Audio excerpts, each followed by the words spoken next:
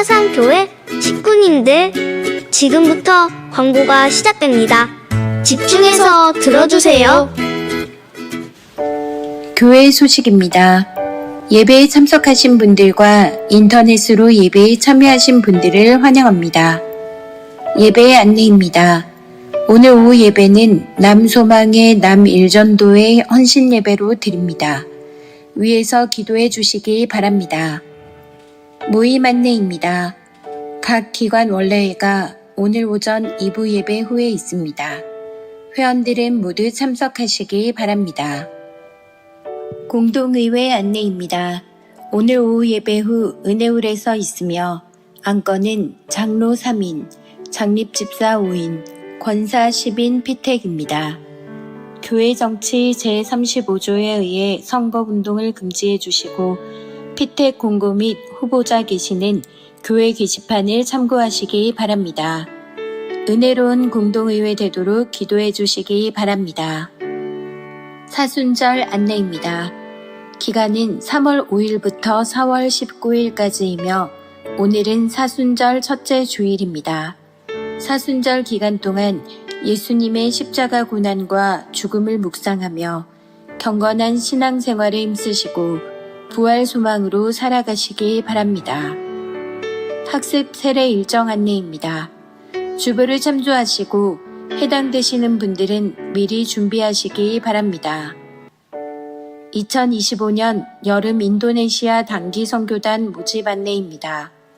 일정은 8월 5일에서 12일까지이며 지역은 인도네시아 윤상혁 선교사 사역지입니다. 인원은 총 15명이며 인원 조정은 가능합니다. 신청은 사무실로 해주시고 문의는 이광진 목사에게 하시기 바랍니다. 신청은 3월 말까지 받습니다. 단 신청자는 지난해 선교학교를 수료하시거나 올해 선교학교에 등록하신 분에 한합니다. 추가 신청도 가능합니다. 교우 소식입니다. 교역자 동정입니다. 문태호 강도사 목사 고시에 합격하였습니다. 하나님의 마음에 합한 귀한 목회자 되도록 많은 관심과 기도 부탁드립니다. 결혼 소식입니다. 권성우 집사, 김나은 집사의 자녀 권장혁 군의 결혼식이 3월 15일 토요일 낮 12시에 부전동 이리스 컨벤션 웨딩홀 13층 컨벤션홀에서 있습니다. 오전 10시 50분 당위농협 앞 버스로 출발할 예정입니다. 위에서 기도해 주시고 축하해 주시기 바랍니다. 이사 소식입니다.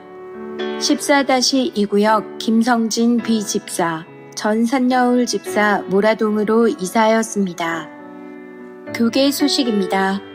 부산 서구노회 여전도회 연합회가 13일 목요일 오전 11시 성도교회에서 있습니다.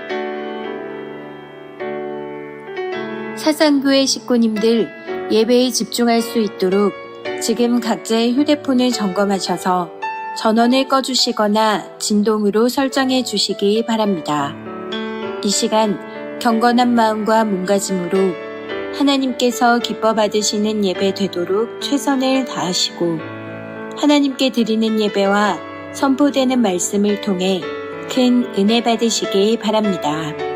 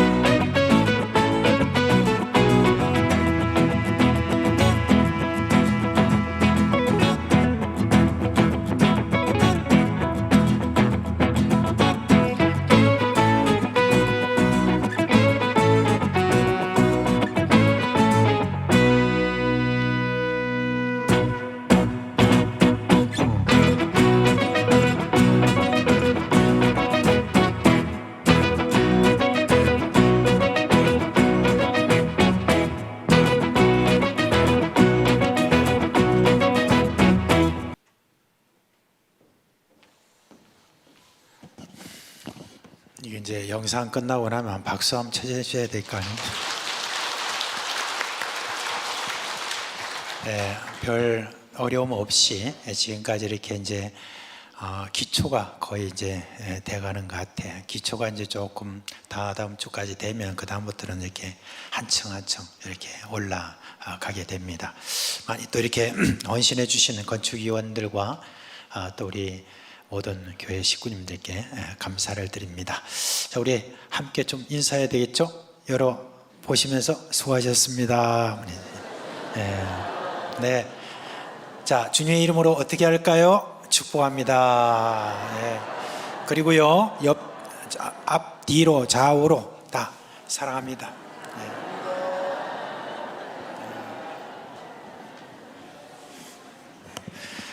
사랑합니다. 뭐 너무 좋죠, 그죠? 찌릿찌릿하고 그렇습니다. 자, 이제 다 자리에서 일어나시겠습니다.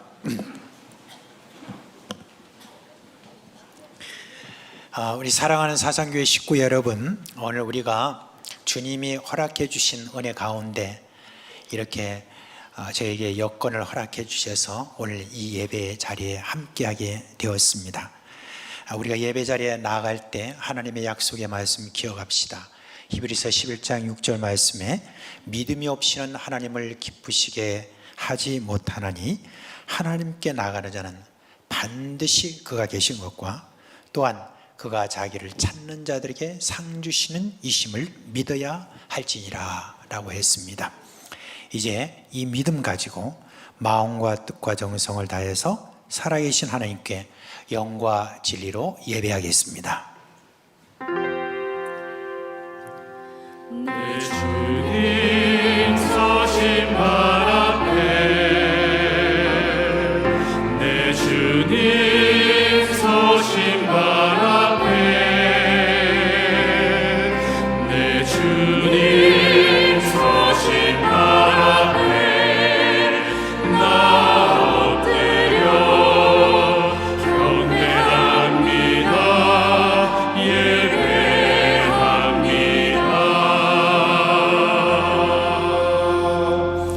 사랑의 하나님 아버지, 이 시간 우리의 마음과 뜻과 정성을 다하여 하나님 아버지께 예배하오니 우리의 예배를 받아 주시옵소서. 예수 그리스도의 이름으로 기도합니다. 아멘.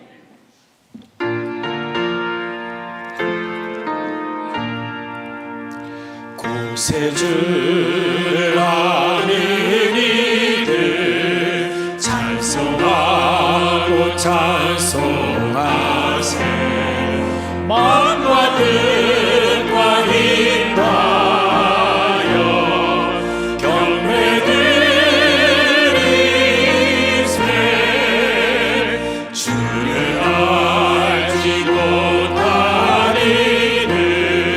주만 친히 인도하사 그의 피로 구속하니 찬송 부르세.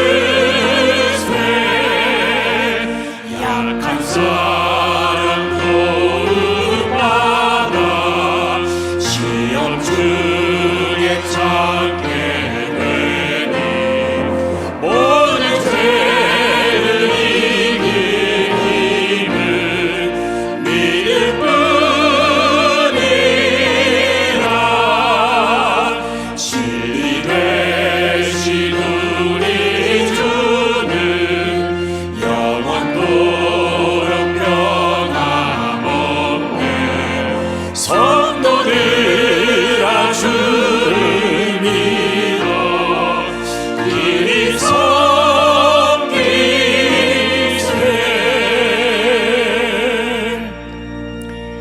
성도 여러분, 이 시간은 참회의 시간입니다. 하나님은 어떤 허물과 죄도 하나님께 자백하면 용서해 주시고 깨끗하게 해 주신다고 약속하셨습니다. 만일 우리가 우리 죄를 자백하면 저는 미쁘시고 의로우사 우리 죄를 사하시며 모든 불의에서 우리를 깨끗게 하실 것이요 라고 약속하셨습니다. 이제 다 같이 주여 한번 부르고 자백하는 시간 갖도록 하겠습니다. 주여. 주님의 놀라운 사랑 가운데 우리가 구원받은 백성이 되고 하나님의 자녀 되게 하신 그 은혜를 감사합니다.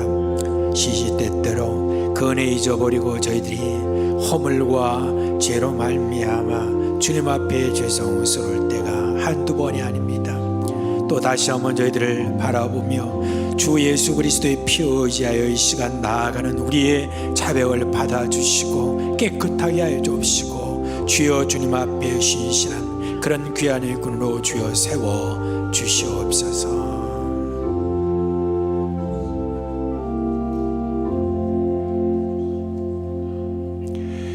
우리를 깨끗게 하신 우리 주 예수 그리스도의 이름으로 기도합니다. 아멘. 이제 사죄의 선포를 하겠습니다. 하나님이 말씀하십니다. 나 곧 나는 나를 위하여 네의 허물을 도말하는 자니 너의 죄를 기억하지 아니하리라. 아멘. 이제 우리가 사도신경으로 우리의 신앙을 고백합니다. 성도 여러분, 여러분은 하나님을 믿으십니까? 나는 전능하신 아버지 하나님 천지의 창조주를 믿습니다. 나는 그의 유일하신 아들 우리 주 예수 그리스도를 믿습니다. 여러분이 믿는 예수님은 어떤 분이십니까?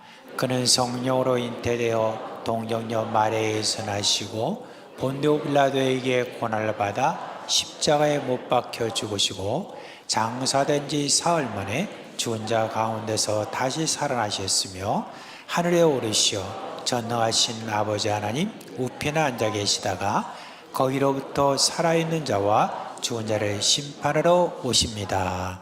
여러분은 지금 우리 안에서 일하시는 성령님을 믿으십니까?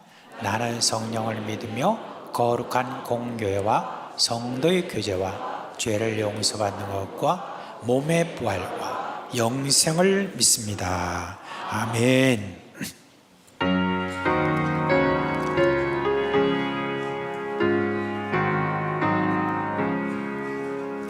어둠 후에 빛이 오며 바람 분 후에 잔잔하고 소나기 후에 햇빛 나며 수고한 후에 집이 있네. 연약한 후에 강건하며 애통한 후에 위로받고 눈물 난 후에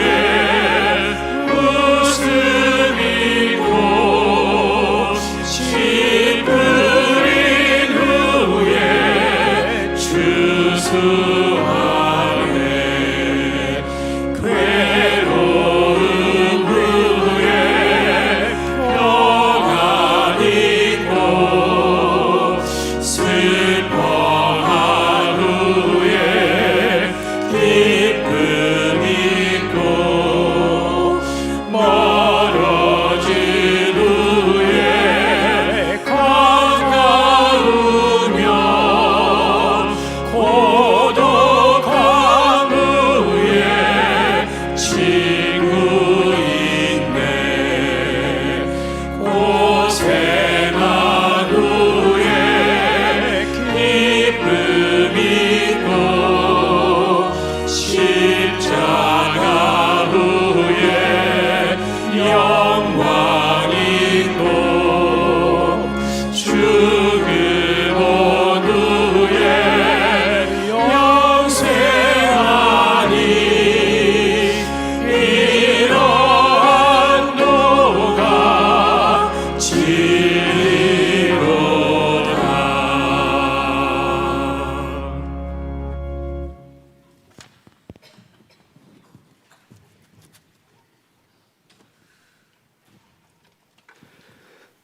사랑과 은혜가 충만하시고 지금도 살아계셔서 역사하시는 하나님 아버지, 거룩하고 복된 주일 예배의 자리에 나와 주님을 찬양하고 경배될 수 있도록 인도하여 주시니 감사드립니다. 이 시간 진령과 진정으로 예배드리길 원하오며 주님 홀로 영광과 존귀를 받으시옵소서.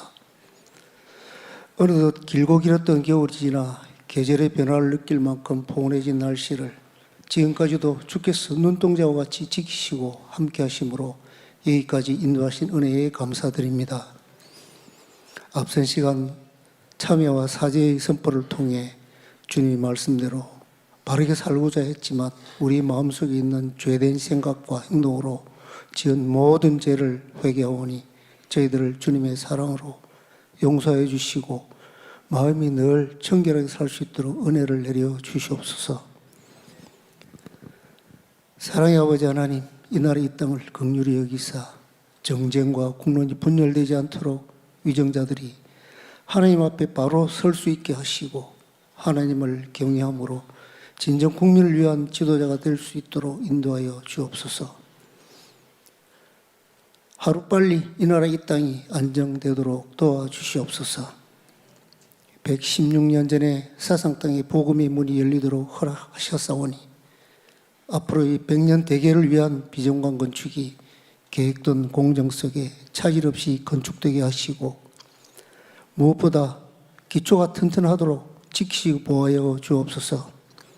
건축 중에 일어날 수 있는 안전사고를 미연에 예방하도록 건축 관계자와 건축위원들의 수고와 노력이 헛되지 않게 하시며 또한 건축이 완공될 때까지 교회 모든 식구들의 기도와 물질이 부족함이 없도록 채워주시옵소서. 이 시간도 세계 곳곳에서 복음의 사명을 안고 위험을 무릅쓰며 복음을 증거하는 선교사들을 기억하며 위로하여 주시고 땅끝까지 이르러 주님을 증거하는 선교의 사명을 잘 감당하게 하시어 복음의 길이 널리 퍼질 수 있도록 주님이 함께 하시며 동행하게 하옵소서. 교회 학교와 청년 사역을 위해 헌신하는 교사들의 수고와 헌신이 헛되지 않도록 관심과 격려를 아끼지 않게 하시고 다음 세대들이 더욱 하나님을 알고 인격적인 만남을 통해서 주님의 몸된 교회를 위해 헌신 봉사할 수 있도록 살아있는 교회가 되도록 도와주시옵소서. 오후 예배 후에 장로 3명, 장집사 5명, 권사 10명을 피택하기 위한 공동회의가 열립니다. 투표권자의 한 표 한 표가 교회의 착하고 충성된 일꾼을 선출하는데 귀히 쓰임받기를 원하며 새롭게 시도하는 전자투표에 혼선이 없도록 교구, 전도사, 지구 장로들, 교회 학교, 청년부의 헌신 등이 하나 되게 하옵소서. 이를 위해 수고하는 선거관리위원들을 위로하며 주님 함께하여 주옵소서. 비록 피턱받지 못하더라도 마음의 상처가 남지 않게 하여 주옵소서. 이 시간도 원치 않는 질병으로 사고로 심한 식구들이 기도의 능력으로 치유와 회복이 있게 하시며 깨끗이 나음받게 하여 주시길 간절히 원합니다. 교회 곳곳에서 찬양대로, 관현악단으로, 주차관리로, 안내로, 재정으로 예배를 돕는 손길들 주님 기억하시고 축복하여 주옵소서. 사순절 기간입니다. 정해진 시간만 예수 그리스도를 생각하고 고난을 묵상하는 믿음이 되지 않게 하시고 예수님의 십자가 사랑을 마음에 깊이 새기도록 은혜를 주시며 십자가의 능력을 나타내는 삶이 되게 하옵소서. 오늘 준비된 말씀을 선포하시는 목사님을 성령 하나님 강하게 붙들어 주셔서 말씀이 주의 능력이 되고 은혜가 되어 흘러넘침으로 우리의 영성이 늘 변화되는 역사가 있게 하옵소서. 이 모든 말씀 사랑과 은혜가 풍성하신 예수님의 이름으로 기도드립니다.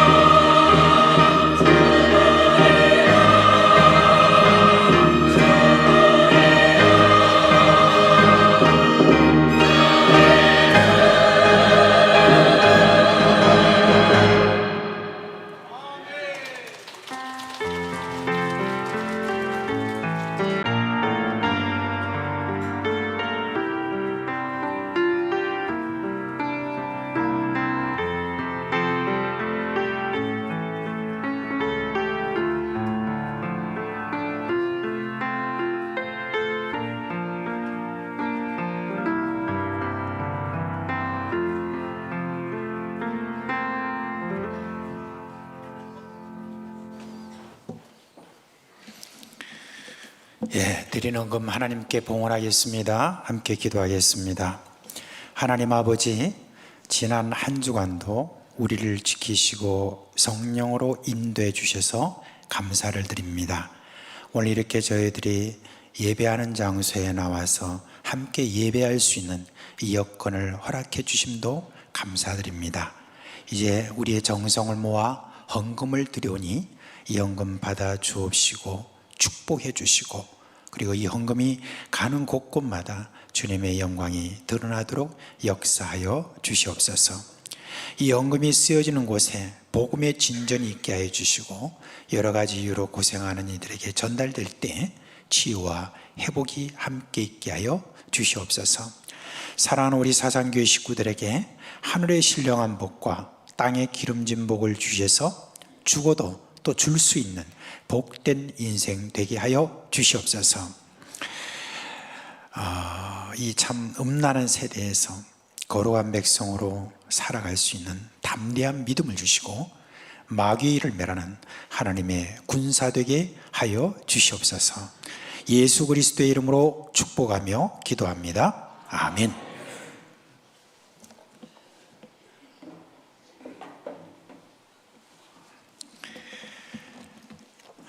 자, 3월달 우리 성경함성 함께 하겠습니다.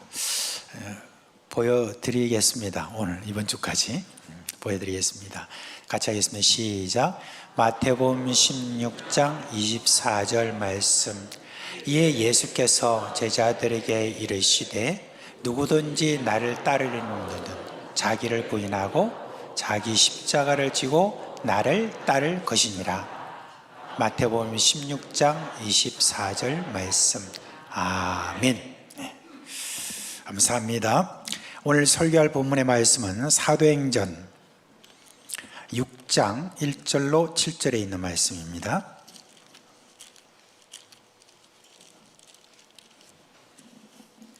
저와 여러분이 한 절씩 읽고 난 다음에 마지막 구절을 함께 읽도록 하겠습니다. 사도행전 6장 1절을 제가 먼저 읽겠습니다.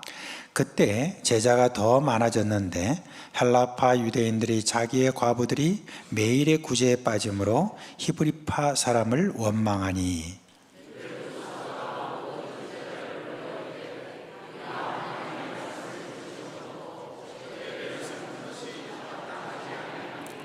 형제들아, 너희 가운데서 성령과 지혜가 충만하여 칭찬받는 사람 7을 택하라. 우리가 이 일을 그들에게 맡기고,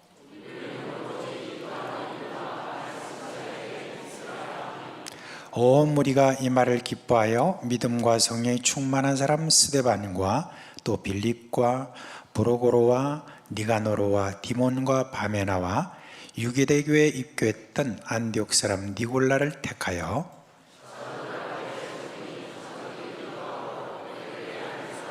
다같이 하나님의 말씀이 점점 왕성하여 예루살렘에 있는 제자의 수가 더 심히 많아지고 허다한 제사장의 무리도 이 도에 복종하니라. 아멘. 우선 오늘 이 설교가 이제 오늘 오후에 있을 그런 중직자 선거를 앞둔 그걸 염두에 둔 설교가 아니라는 것부터 말씀을 좀 드리겠습니다. 사실 이제 사도행전을 제가 지금 한 장씩 이렇게 지나가면서 오늘 또 이렇게 어떻게 맞아떨어져서 이 본문에 다다랐을 뿐입니다. 예루살렘 교회 정말 천국과 같았죠. 성령 공동체고 또한 기도 공동체고 나눔 공동체고 그리고 또 거룩한 공동체였습니다. 그러나 지난주에 제가 말씀드렸지만 지상교회는 100% 천국이 될 수가 없습니다. 어느 교회나 다 문제가 있고 그리고 또 문제가 잠재해 있는 그런 상태에 있습니다. 그런데 그런 문제를 어떻게 해결해 나가느냐, 거기에 따라서 그 교회는 천국을 다시 회복할 수 있게 됩니다. 오늘 본문이 그런 부분을 우리에게 알려주고 있습니다. 이제 많은 사람들이 볼 때 두려워할 정도의 그런 기적이 일어나고 있고 그리고 많은 나눔이 있는 그런 천국이, 기쁨이 있는 그와 같은 예루살렘 교회에 아주 고약한 것이 하나 들어왔습니다. 그 고약한 것은 원망과 시비였습니다. 왜 원망이 생겼냐면 당시 교회는 스스로 자신의 숙식을 다 해결할 수 없는 그런 분들이 좀 많이 있었는데, 그 중에 특별히 홀로 된 여인들이 있었습니다. 그들의 필요를 채워주는 것, 그런 일들이 이제 점점 사람이 많이 모여듦에 따라서 더 중요한 일이 되었고, 일도 굉장히 많았습니다. 그런데 그들 가운데 원망이 생겼어요. 이유는 뭐냐면 헬라파 여인들이 보니까 히브리파 여인들에 비해서 자기들이 지금 받는 것이 좀 뭔가 좀 적게 느껴지고, 또는 또 자주 빼먹는 그런 일이 일어났기 때문에 그렇습니다. 근데 왜 이런 문제가 생겼을까? 히브리파 여인들에 대한 어떤 그런 편애가 있었기 때문에 그런 것인가? 그렇게 하는데 그게 아닙니다. 왜 그러냐면은 사도들이 자신들의 하는 그런 능력의 한계가 넘어섰다는 바로 그런 일입니다. 우리가 우리의 능력의 한계를 넘어서는 그런 일을 하다 보면 이제 이런 실수가 많아지죠. 당시 이제 사도들이 하는 일을 보니까 전도하고, 그리고 또 말씀 전하고, 그리고 능력 행하는 이런 일들을 이렇게 하셨습니다. 그러니까 그 일만 해도 보통 일이 아니었죠. 근데 거기다가 어려운 사람들을 구제하는 그와 같은 이 일까지 다 맡아서 더 이렇게 하다 보니까 이제 사람들이 점점 더 많아지기 시작하니까 이제는 그 중에서 어떤 사람은 또 빠지는 사람도 있고 주지 못하는 사람이 있고, 이런 식의 이제 실수가 이제 자꾸 발생하게 된 것이죠. 그러니까 이제 그 사이로 뭐가 비집고 들어왔냐면 원망과 시비가 이렇게 비집고 들어오게 된 것입니다. 자, 이런 원망을 어떻게 해결하느냐, 그걸 보면서 오늘날 교회가 어떤 문제가 생겼을 때 해결하는 하나의 방법을 우리가 여기서 볼 수가 있습니다. 결론부터 말씀을 드리면은 일꾼을 세워서 이 모든 문제를 해결했다고 합니다. 이후에 교회는 일꾼을 세워서 교회의 여러 갈등 요소를 해결해 왔습니다. 그래서 저는 건강한 공동체는 일꾼들이 적재적소에서 일하는 소명 공동체가 되어야 된다라고 하는 의미에서 제목을 뭐라고 그랬냐면 교회는 소명 공동체입니다 라고 이렇게 정했습니다. 자, 그러면 소명 공동체가 되기 위해서 교회가 일꾼을 어떻게 세웠는지 그걸 한번 살펴보겠습니다. 먼저 여러분, 어떤 문제를 우리가 발생했을 때 문제를 문제로 인식하는 것이 참 중요합니다. 문제 없는 교회는 없다고 했어요. 그런데 문제가 생겼을 때 많은 교회가 그 문제를 무시하거나 그냥 이렇게 묻어두는 그런 경향이 있습니다. 그냥 시간이 지나면 다 해결되겠지라고 그런 안일한 그런 생각을 많이 합니다. 그리고 또 누구라도 책임을 지겠지, 누가 하겠지, 그렇게 하는 책임 전가하는 그런 마음도 여러분 있습니다. 그런 기대를 가장 많이 받는 사람이 도대체 누굴까요? 누가 해결해 주려다 그렇게 생각할까요? 보통 담임 목사죠. 그렇게 해서 알아서 하시겠지, 이런 식으로 생각을 합니다. 근데 여러분, 많은 경우가 목사가 이 모든 걸 해결할 수가 없지 않습니까? 문제를 만약에 목사가 그 안에 다 들어가서 문제를 막 해결하다 보면 나중에는 스스로 거기 빠져가지고 허덕이다가, 그러다가 정신적으로나 육체적으로 다 손인이 되어가지고 그렇게 해가지고 이제 몸이 망가지는 그런 경우가 주변에 참 많은 것을 볼 수가 있습니다. 지난 주간에 저희 동기 모임이 있었습니다. 고려신학대학원에 저희들이 3년간 함께했던 동기들이 이제 그 이후로도 계속 이렇게 모였는데, 제가 이제 올해는 제가 동기회장을 맡았어요. 그렇게 해서 저기 마산에 있는 동강교에서 거기서 이렇게 모이게 되었는데, 그거 가자마자 다들 악수하면서 요즘 건축한다고 수고 많죠, 수고 많죠, 이렇게 하는 거예요. 내가 말한 적이 없는데, 단톡방에 올린 것도 없는데, 근데 이제 그렇게 이야기를 하는 거예요. 그런데 이게 왜 그러냐면은, 제가 동기이기 때문에 저희도 관심이 많아서 사상교회 어떻게 되는가 이게 아니고, 온 지금 교단 안에 소문이 나 있습니다. 우리 교회가 비전관 건축한다고. 왜 그런지 아세요? 지난날 우리 그 교회가 이 비전관 건축 때문에 그렇게 많은 고통을 겪었잖아요, 그죠? 그렇게 했는데 비정관 건축을 한다라고 하는 소식이 삽시간에 퍼져가지고 이제는 온 교단에 있는 모든 목사들이 모두 장로님들이 잘 알아가지고 그래가지고 만남이 그저 수고 많죠, 수고 많죠 라고 이렇게 저한테 이야기를 합니다. 그런데 제가 뭐라고 대답을 했겠어요? 오늘 수고 많다 그랬겠습니까? 제가 그랬습니다. 나 정말 진짜 수고하는 게 없다 그랬어요. 그럼 뭘 수고 못하냐, 안 하냐 그래서. 아니, 내가 수고하는 게 아니라 사실 건축위원회가 세워져 가지고 건축위원장부터 건축위원들이 그렇게 지금 고생을 이렇게 하고 있어 가지고 내가 그분들만 보면 그냥 너무 고마워서 때로는 밥도 사주려고 하고 이렇게 한다.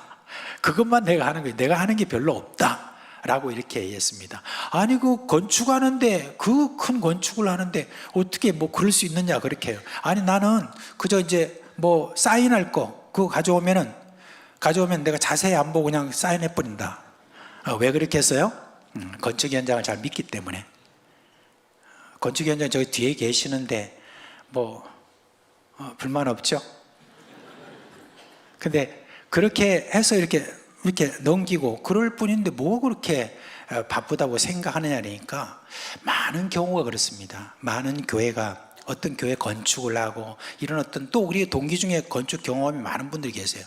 그런 분들은 거의 다 건축하면 딱 하고 나면 목사가 완전히 피골이 상접되는 그런 어떤 상태가 된다고 보통 그렇게 이야기합니다. 왜 그러냐 하면은 일을 그렇게 맡기고 하는 이 모든 일들에 있어서 제대로 못하고 그냥 목사가 이리 뛰고 저리 뛰고 이런 어떤 이 일들에 이렇게 하다 보니까 그런 경우가 많다는 그런 이야기입니다.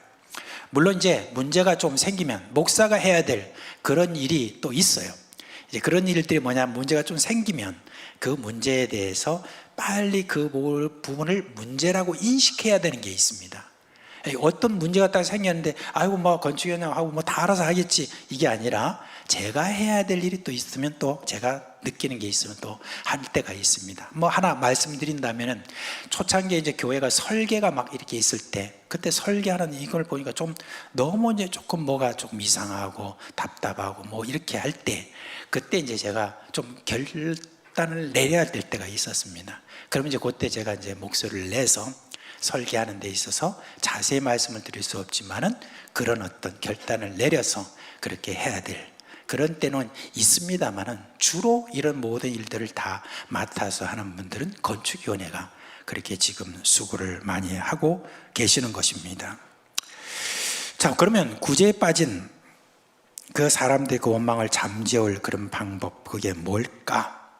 여러분, 그런 것들을 이제 보통 문제가 생기면 참 회의를 많이 하죠, 그죠? 보통 그러니까 모여가지고 자, 어떻게 해결하면 좋겠습니까? 라고 그렇게 서로 또 이야기를 합니다. 그러면 이제 원래 방법들은 많죠. 이 사람들 누가 빠졌는지 안 빠졌는지 알기 위해서 문서를 작성하는 방법도 있겠고, 그리고 또 히브리파 또 여인들이나 또 헬라파 여인들이 또 이렇게 서로 갈등이 없도록 하기 위해서 대표자들 몇 명 뽑아가지고 그래가지고 서로 어떤 그런 것들을 합의하고 해결하고 이렇게 하는 어떤 그런 방법도 있겠고, 그리고 또 오늘 여기에 나온 것처럼 그냥 사람을 뽑아가지고 위원회 만들어가지고 거기서 알아서 그렇게 하도록 하는 그런 방법도 있을 것입니다. 그런데 여러분, 사도들은 바로 그렇게 사람들을 모아서 바로 그렇게 어떤 의논을 하고 그렇게 하지 않았습니다. 어떻게 했냐면은 사도들이 바로 기도 모드로 들어갔습니다. 그래서 문제 해결은 기도에서 배워야 된다라고 하는 어떤 것을 말씀드린다면, 사도들이 예수님에게서 배운 것은 어떤 것이냐면 중요한 것 중에 하나가 기도였습니다. 기도. 어떤 문제를 해결하는 데 있어서 기도함으로 어떤 일들을 해결하는 그런 걸 배웠습니다. 이것은 어떤 문제가 생겼을 때 하나님의 사람들이 취한 공통된 태도였습니다. 그 중에 대표적인 분이라면 저는 모세라고 생각합니다. 이제 광야 40년간 이 모세가 이 백성들을 이끌어가면서 그 광야에서 얼마나 문제가 많이 일어나는지 모릅니다. 성경을만 봐도 문제가 많이 일어나는데 그 먹을 것도 없고 쓸 것도 없고 이런 어떤 곳에서 문제가 한두 가지가 아니었을 것입니다. 그때마다 이 모세는 어떻게 했느냐? 하나님께 나갔습니다. 때로는 백성들이 모세한테 아니 왜 지금 기도만 하냐고, 빨리 나와서 이 문제를 해결해주고 그렇게 회의를 열든지 뭔가 좀 그래야 될 것 아니냐고 그렇게 다그칠 때도 모세는 하나님의 말씀을 주실 때까지 움직이지 않았습니다. 모세라는 사람도요, 사실 굉장히 똑똑한 사람입니다. 모세가 40년간 이집트에 있으면서 왕자들이 받는 그 고급 교육을 다 받았습니다. 그 당시 이집트라고 하면은 이집트는 전 세계를 호령하고 있었던 그런 나라이기 때문에 모든 학문과 모든 어떤 그런 전쟁 무기부터 시작해 이런 것들이 다 거기에 모아져 있었기 때문에 그런 모든 지식을 얻고 훈련을 받는다는 것은 대단한 어떤 지도자의 자질을 갖게 되는 것이죠. 그런 어떤 사람이었습니다. 이 사람이. 근데 이제 한번 딱 자기가 뭔가 좀 해보겠다라고 하는 그것 때문에 어떤 일이 일어났습니까? 그냥 사람을 죽이는 일이 일어났고 자기가 미디안 광야로 쫓겨났죠. 미디안 40년 동안에 저가 그냥 양만 친 것은 아닐 거예요. 제 생각에는 그냥 양만 친 사람이 아닙니다.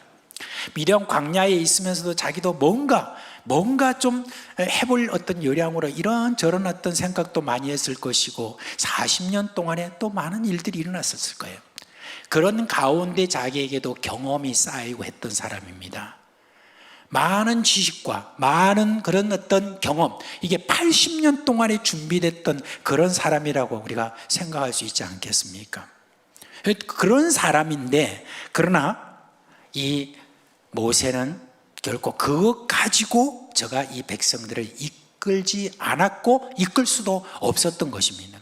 광야 40년이라는 그 세월에 그 못된 이스라엘 백성들, 그 이스라엘 백성들을 가나안 땅 앞까지 다 데려놓는 그 모든 일들, 이거는 초인적인 사람도 감당하지 못하는 그와 같은 일인데 어떻게 모세가 그렇게 이 200만이나 되는 그 많은 백성들을 이끌고 40년 만에 가나안 땅 앞에 그렇게 데려놓을 수 있었겠습니까? 그는 단 하나밖에 없습니다. 뭐든지 하나님 앞에 나아가서 하나님 앞에 기도하고 기도로 돌파했던 기도의 사람, 그 사람이 바로 모세였던 것입니다.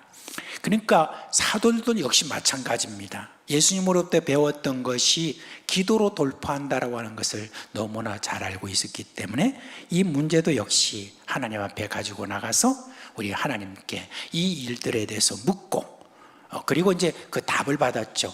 답은 뭡니까? 사람을 세워서 그렇게 해결하라. 어떻게 보면 굉장히 간단한 것 같고 그리고 또 우리가 그냥 회의어로도 그렇게 될 수 있는 그런 쉬운 답인 것처럼 이렇게 보이죠. 그렇지만 여러분 쉬운 게 그렇게 쉬운 게 아닙니다. 사실 우리가 어떤 수수께끼를 내고 난 다음에 막 예를 써가지고 풀려고 해도 못 풀었는데 답을 딱 내놓으면 너무 쉬운 말을 내가 못했구나 이런 생각할지 모르지만 그런 모든 쉬운 것도 사실은 쉬운 게 아닙니다. 그런데 하나님 앞에 내어놓고 하나님이 주신 답을 얻을 때는 여러분 그 모든 보장도 하나님이 해주시는 겁니다. 그렇기 때문에 하나님께 답을 받아서 사도들이 지금 모두가 있는 앞에서 나와서 그 해결책을 지금 말하고 있습니다.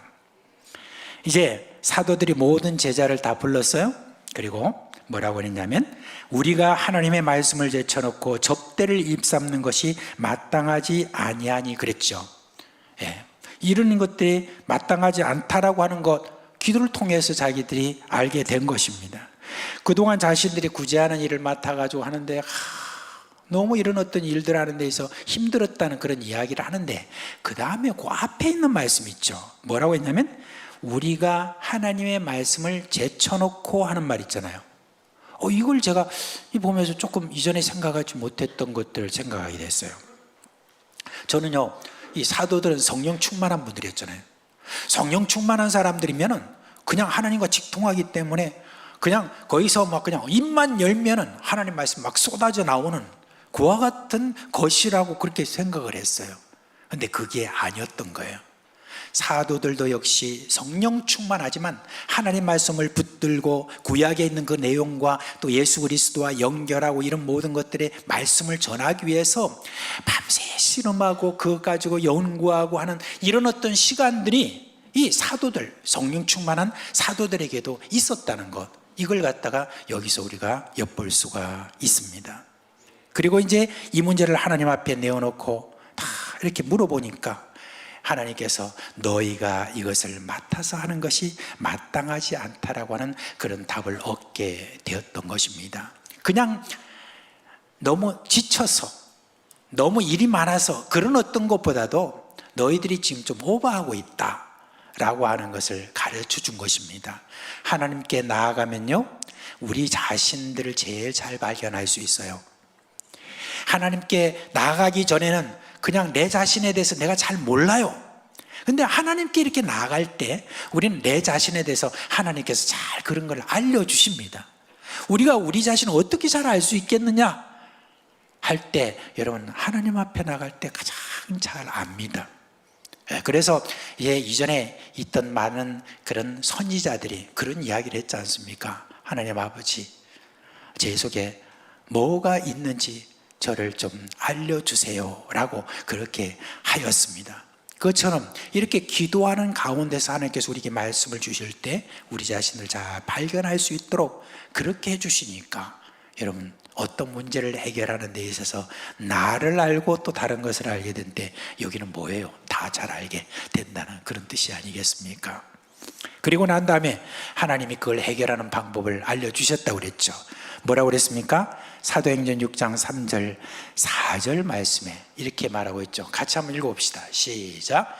형제들아 너희 가운데서 성령과 지혜가 충만하여 칭찬받는 사람 7을 택하라. 우리가 이 일을 그들에게 맡기고 우리는 오로지 기도하는 일과 말씀 사역에 힘쓰리라 하니 이랬습니다. 이 7을 세웠는데 7분이 위임받은 것은 구제입니다. 사실 이게 이제 접대한다는 말이 있잖아요. 이게 이전에는 구제라고 이렇게 분명히 나왔는데 이게 또 왜 접대로 바뀌었는지 제가 잘 모르겠습니다. 아무튼 여기에 원어를 보면은 뭐라고 그랬냐면 헬라어로 디아코니아라고 이렇게 말합니다. 그리고 그 일을 하는 사람을 뭐냐면 디아코노스 이렇게 말하는데 그 디아코노스가 누구를 말하냐면 옛날 그 헬라 시절에 한 집안의 집사, 어떤 집안의 관리를 맡는 그런 집사를 가리켜서 디아코노스라고 이렇게 이야기했습니다. 그렇기 때문에 이거는 지금 우리가 지금 이야기할 7명의 집사다라고 그렇게 하는 이유가 거기에 있습니다. 그런데요, 이분들이 한 일을 보면 이런 구제만 한 일이 아닌 거예요. 이분들이 한 일에 대해서 이 구제만 한 게 아니라 다른 일도 많이 하셨던 것 같아요. 그래서 우리가 지금 6장을 읽었잖아요. 그리고 난 다음에 7장 가면 누가 나오냐면 스데반 집사님이 거기에 나와요. 근데 스데반 집사님이 그때 누구에게 뭘 나눠줬다는 말이 아니라 사람들을 모아놓고 그 앞에서 말씀을 전하는 거예요. 전도를 하는 거예요. 그래가지고 그 전도 때문에 막 사람들이 막 돌을 쳐가지고 그래서 스데반 집사님이 그때 순교하셨잖아요. 그죠? 그 이야기가 7장에 나오고 그 다음 8장에 넘어가면 그건 누가 나오냐면은 이번에 이제 이와 같은 그 순교 이후에 막 예루살렘 안에 막 큰 핍박이 일어났죠. 그래가지고 예수 믿는 사람 막 잡아 죽인다고 살기가 등등한 사람들이 많이 이렇게 생기니까 그러니까 예루살렘에 있었던 많은 제자들이 막 흩어졌습니다. 흩어지는 가운데 그때 집사님들도 다 흩어진 것 같아요. 그 집사님들 흩어지는 분 중에 한 분이 8장에 가니까 빌립 집사님이 나와요. 빌립 집사님이 사마리아 땅으로 거기에 가셨는데 거기 가셔가지고 우리 그 빌립 집사님의 한 일을 보면 전도하고 그 다음에 사도들이 하는 것처럼 권능을 행하고 많은 사람들이 병 낫고 귀신 쫓겨나가는 이런 어떤 일들을 이렇게 한 것을 볼 수가 있습니다. 그러니까 이렇게 지금 집사님으로 이렇게 선택받았지만 그렇지만 그분들이 한 일은 오로지 이런 구제하는 일이라든지 뭐 재정 출납 이게 아니라 많은 일들을 했다는 말이죠. 우리 교회 보면 장로 집사님 많이 계시잖아요. 장로 집사님이 한 일 보면 다양합니다. 물론 이제 뭐 돈 계산하고 뭐 이렇게 하는 일에 함께 하는긴 하지만은 그러나 참 많은 다양한 분야에서 그렇게 일하시는데 저는 바로 초대교회 집사님처럼 다 다양하게 하는 게 옳다고 그렇게 생각합니다. 자, 그러면 이제 이분들을 세울 때 사도들이 뭐라고 했느냐? 성령과 지혜가 충만하여 칭찬받는 사람을 세우라 그렇게 이야기했습니다.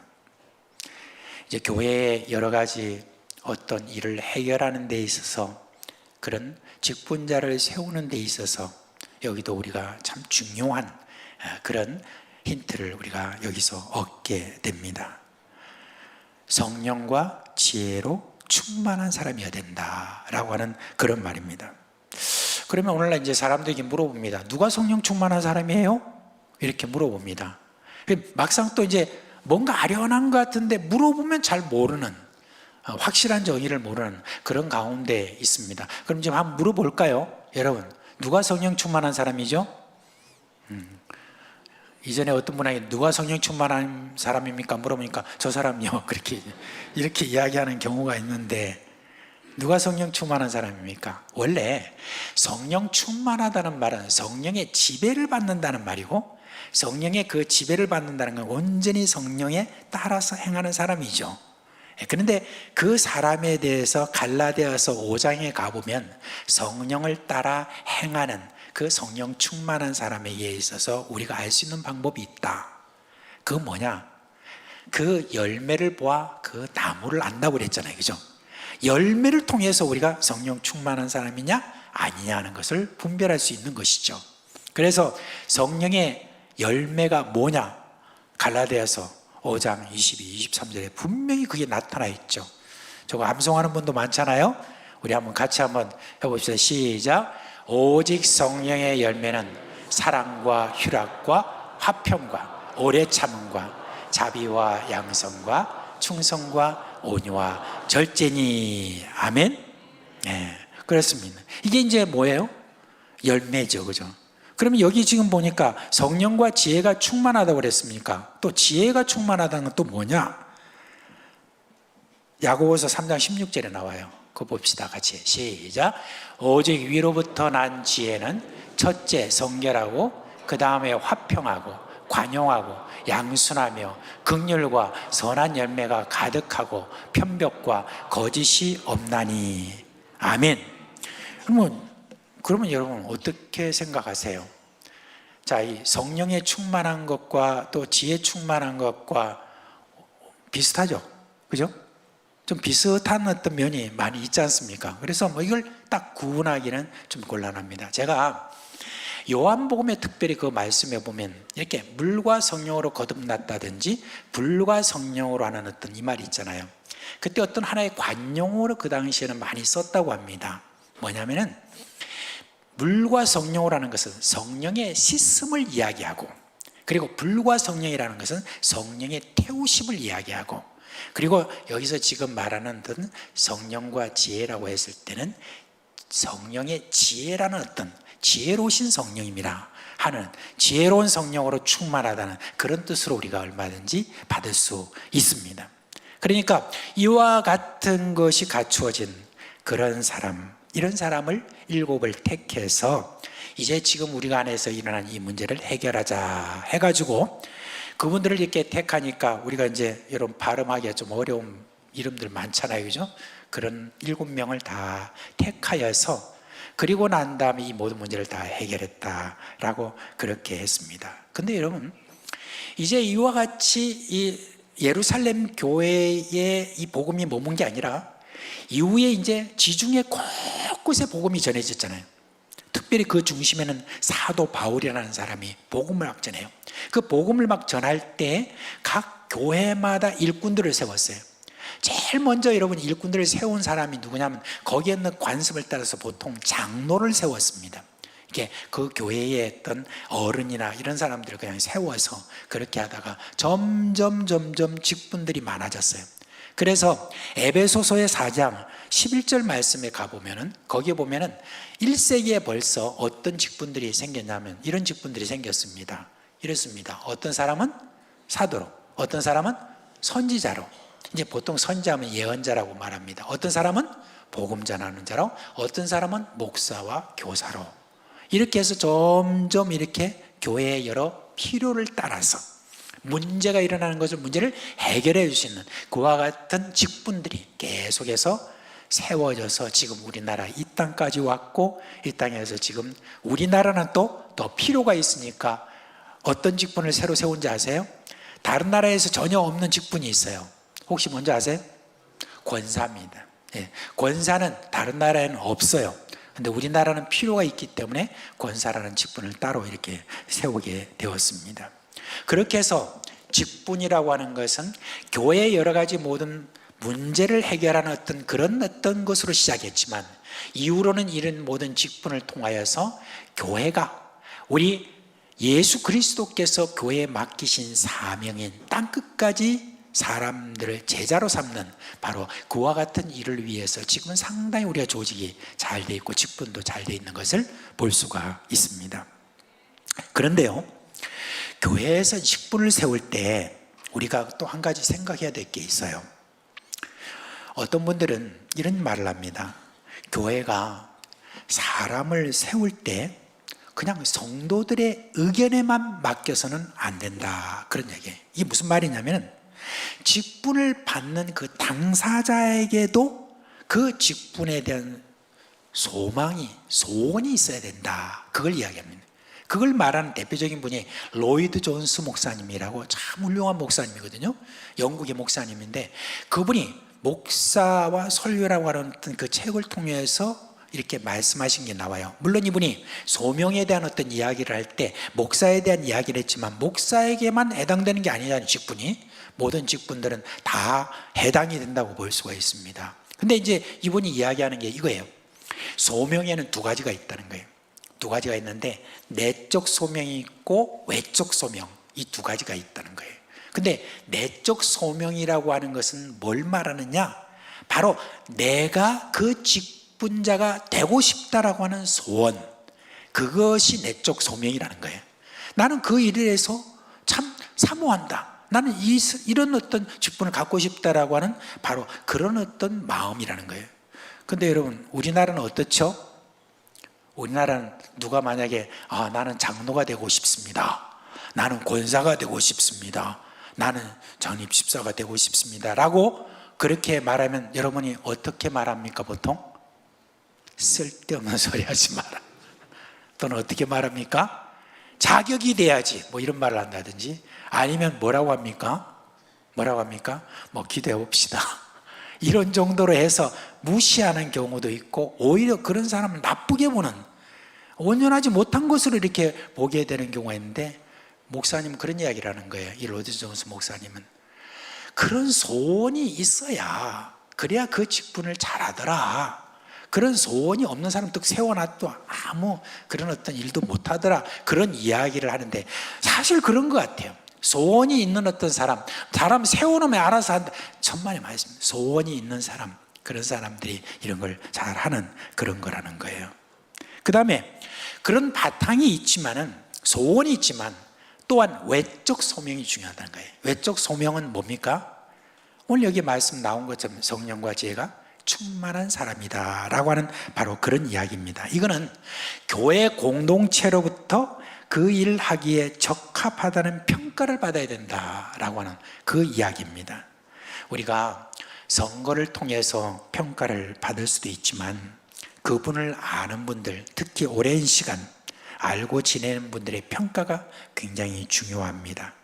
이제 교회 성도들이, 우리 교회도 이제 한 1000명 정도 지금 보통 회집 숫자가 900, 한 요즘 50명 정도 이렇게 모이는 그런 교회라고 하면은 여러분, 우리가 서로 모르는 사람들이 너무나 많아요.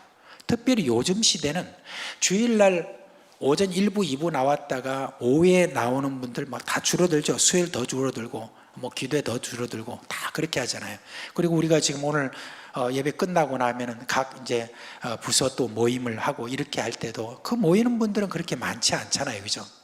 그런데 이제 이런 어떤 가운데서 우리가 무슨 선거를 하고 누구 평가를 하고 하기가 너무 어렵잖아요.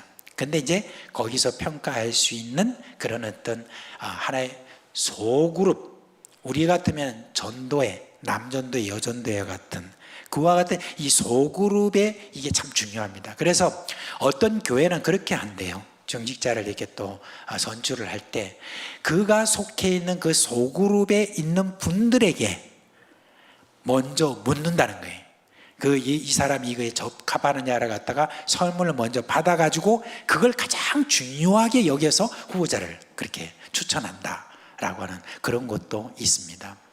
아무튼 여러분, 이 외적 소명이라는 거, 교회 모든 식구들에게 인정을 받는다라고 하는 거, 그런 어떤 일들이 필요하다라고 했습니다. 그래서 내적 소명도 있고 외적 소명이 있는 어떤 그분은 참 세워놓으면 정말 충성스럽고 정말 잘한다라고 그렇게 이제 이야기를 합니다. 사랑하는 믿음의 식구 여러분, 우리 모두가 다 하나님 부름받은 소명자죠. 그래서 기본적으로 우리는 하나님의 자녀고 또한 그리스도인이고 예수님의 제자고 성도라는 그런 이름을 가진 소명자입니다. 그런데 예수님의 피로 값주고 사신 교회, 또 온 세상을 복음을 전하는 하나님의 뜻을 위해서 세우신 이 교회가 건강하게 세워져 가기 위해서는 이와 같이 직분자가 꼭 필요합니다.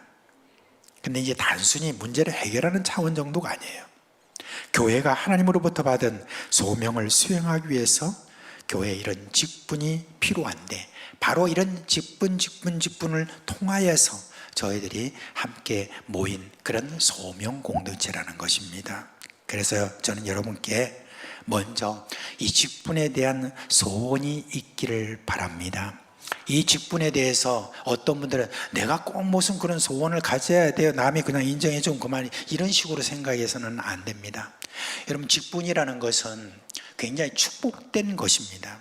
그래서 직분에 대한 축복된 것에 대해서 나온 말씀이 있어요. 그 말씀에 보면 뭐라고 그랬냐, 이 직분을 잘한 자들은 아름다운 지위와 그리스도 예수 안에 있는 믿음의 담력을 얻게 된다라고 그렇게 이야기했습니다. 근데 여러분, 이 아름다운 지위라는 것에 대해서 많은 분들이 잘 이해를 못해요. 아름다운 지위가 뭔지 아세요? 이 아름다운 지위라고 하는 것은 존경받는 어떤 그와 같은 이제 모습을 이야기를 해요. 많은 사람들로부터 존경을 받고 대대로 기억나는 그런 훌륭한 그러한 어떤 지위, 이걸 아름다운 지위라고 합니다. 그래서 여러분, 이런 아름다운 어떤 지위를 가진 어떤 그런 분들 우리 교회도 이렇게 많이 있죠. 네, 지난 월요일 날 어떤 일이 있었냐면, 월요일 날 어떤 한 7명인가 8명이 쫙 우리 교회로 이렇게 오셨어요. 그날은 제가 이제 원래 교회에 나오지 않고 알아서 쉬는 날인데, 근데 교회에 그때 나왔어요. 나오니까 그분들이 또 이렇게 오셔가지고 인사를 이렇게 나누는데, 제가 모르는 분인데 뭐라고 하냐면, 저는 옛날 이 교회에서 시집 가기 전까지 여기에서 교회를 다니다가, 그리고 시집 가는 바람에 제가 이제 교회를 다니지 못했습니다 라고 하는 거예요. 그러면서 옆에 있는 분이 우리 어머니입니다. 어머니는 이제 목사님 사모님이신데, 우리 아버님과 함께 교회를 2개나 개척한 그런 사모님입니다. 83세입니다. 그렇게 이야기를 해요. 그래서 그런데요? 그랬더만은 그 분이 이렇게 이야기를 해요. 사모님이, 저는 정금순 전도사님의 딸입니다. 그렇게 이야기하는 거예요. 벌써 여기 계신 분 중에서 이제 이미 그분을 아신 분도 있겠지만은 그냥 들어서 아는 분도 여기도 계실 거예요. 정금순 전도사님이라는 분이 옛날에 우리 교회에 계셨거든요. 전도사님으로서 이분이 늘 기도하는 분이었어요. 그래서 우리가 지금 있는 저 아래쪽에 가면은 이제 홀이 있는데, 바로 그 드림홀, 거기가 옛날에 마루였는데 그 마루에서 저 구석에서 앉아가지고 늘 밤새 기도하셨던 분이었는데, 이분에게 자꾸 사람들이 붙었죠. 그래가지고 우리 옛날 권사님들이 다 같이 이렇게 그 전도사님으로부터 기도를 배우고 기도를 받고 늘 기도하는 어떤 그런 전통이 계속 우리 교회 가운데 그렇게 이어졌습니다. 근데 바로 그 전도사님이 심우하던 바로 그때 우리 교회가 한참 부흥했던 바로 그런 때였습니다. 이 전도사님의 그 기도라고 하는 것에 대해서 모두가 거의 다 인정을 합니다. 그래, 저 전도사님. 그래서 어떤 사람들, 그 전설로만 전해지는 전설 같은 그 정금순 전도사님이요?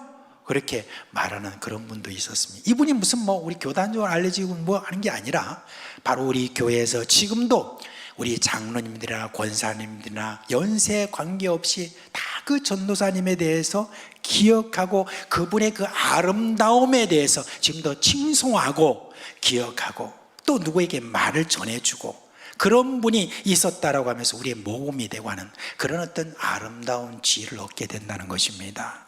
여러분, 이거 얼마나 영광스러운 일입니까?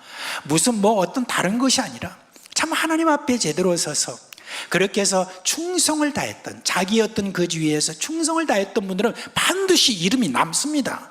그리고 그 이름이 남고 그분들에 대해서 이 아름다운 지혜를 이렇게 얻게 되는 것, 저는 그분 한 분만 말씀드렸지만 우리 교회는 장로님들, 권사님들 이런 분들 중에서도 그런 아름다운 지혜를 가진 분이 있는 것입니다.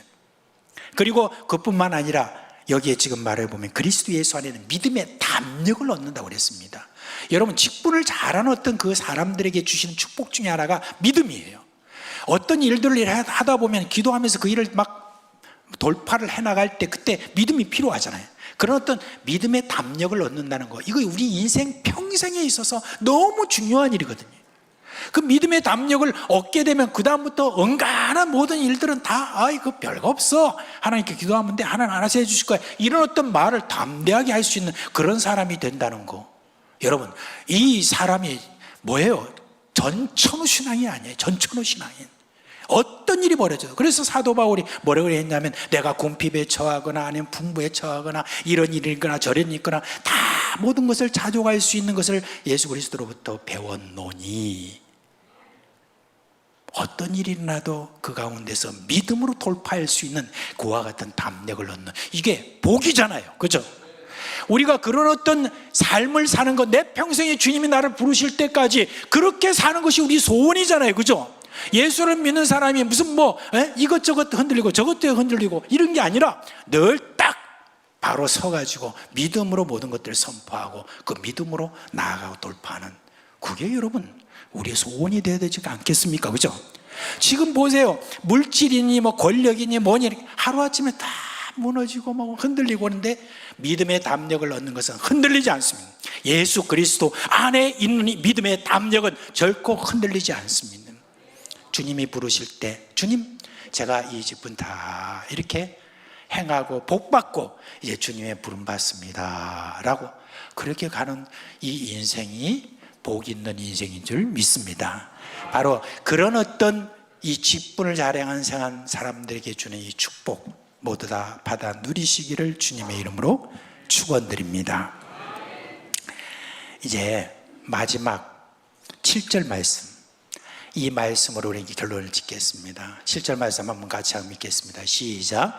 하나님의 말씀이 점점 왕성하여 예루살렘에 있는 제자의 수가 더 심히 많아지고 허다한 제사장의 무리도 이 도에 복종하니라. 아멘. 하나님의 말씀이 왕성하고 계속 부흥이 일어났다는 것이죠.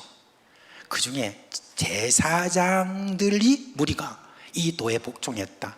정말 똑똑한 사람들, 뭐 자부심이 강한 사람들, 이런 어떤 사람들이잖아요. 이 사람들이 이 도에 복종할 수 있는 어떤 그와 같은 왕성함이 그때 생겼다는 바로 그런 이야기인 것입니다.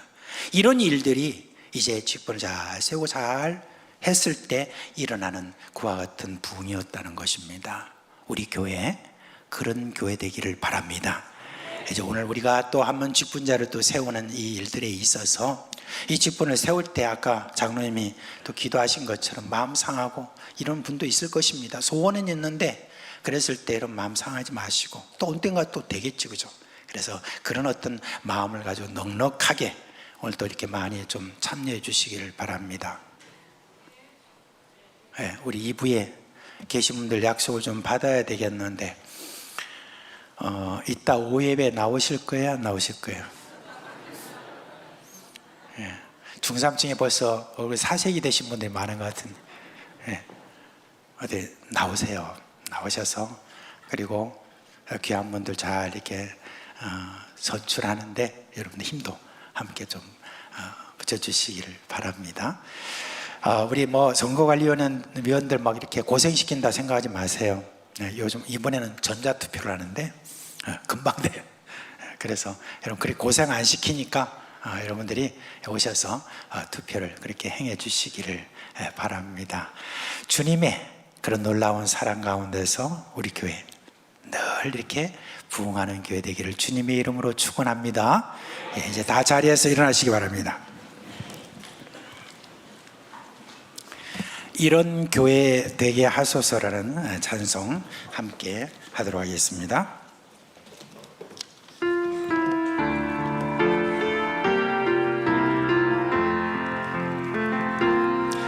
진정한 예배가 숨쉬는 교회, 주님이 주인 되시는 교회, 믿음의 기도가 쌓이는 교회, 최고의 찬양을 드리는 교회, 말씀이 살아 움직이는 교회, 성도의 사랑이 넘치는 교회, 섬김과 헌신이 기쁨이 되어 열매 맺는 아름다운 교회,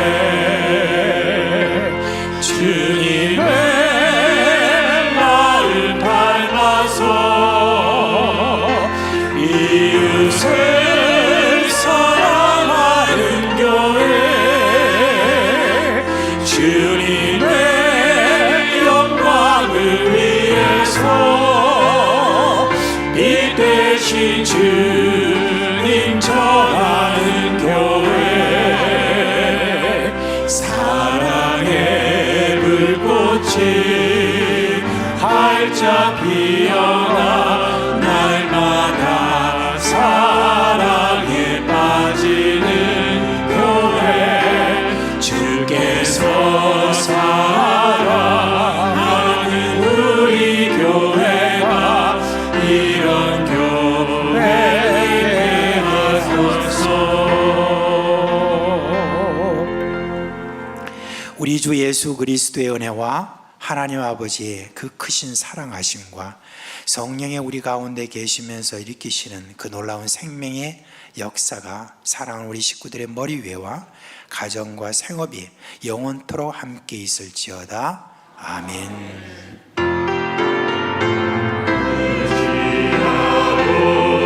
순종하는 너희를 예수 안에 즐겁고 복되리로다. 예, 자리에 앉아 주시기 바랍니다.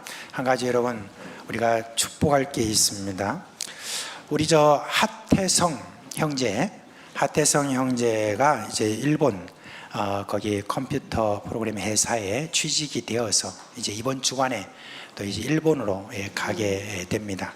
우리 어머니가 황랑업 집사님, 늘 붕어빵 전도나 어디나 늘 이렇게 새벽 기도나 보이는 그 황랑업 집사님인데, 그 집사님의 아들로서 이렇게 또 일본에 취직돼 가니까 너무 기쁘고 감사합니다. 우리 교회가 좀 아쉬운 마음이 있지만 그래도 이제 우리가 해외로 이렇게 파송한다는 의미에서 태성 형제 앞으로 나오세요. 나오세요. 이 앞에 좀 더 위로 올라오세요. 좀 더 위로, 더 위로. 네, 얼굴 보이고 앞으로 사익감 만드실 분 잘 보시고요. 네. 자, 우리 인사할 때 큰 격려의 박수 해주시기 바랍니다. 네, 기도하겠습니다. 하나님 아버지, 우리 태성 형제가 또 이렇게 잘 자라서 학교를 졸업하고 또 이렇게 일본에 취직되어서 가게 된 거 반갑고 참 좋습니다. 한편으로는 또 어머니와 함께 이렇게 신앙생활 하다가 또 헤어져서 또 이거 이제 일본에서 또 일을 하게 되니까 좀 한편으로는 좀 섭섭한 마음이 듭니다. 그래도 우리 주님께서 태성 형제가 그동안에 배웠던 믿음의 그 모든 역사, 어머니로부터 흘러나오는 그와 같은, 또 할머니로부터 흘러나오는 그와 같은 그 모든 은혜가 저에게 열매 맺게 하여 주옵시고, 우리 사랑하는 태성 형제를 통해서 주님의 하신 일을 저희들이 함께 보기를 간절히 소원하옵고, 특별히 건강을 지켜 주시옵소서. 가는 곳곳마다 주님의 증인 되게 하여 주시옵소서. 예수 그리스도 이름으로 기도합니다. 아멘. 우리 주 예수 그리스도의 은혜와 평강이 여러분과 함께 하실 주님의 이름으로 축원합니다.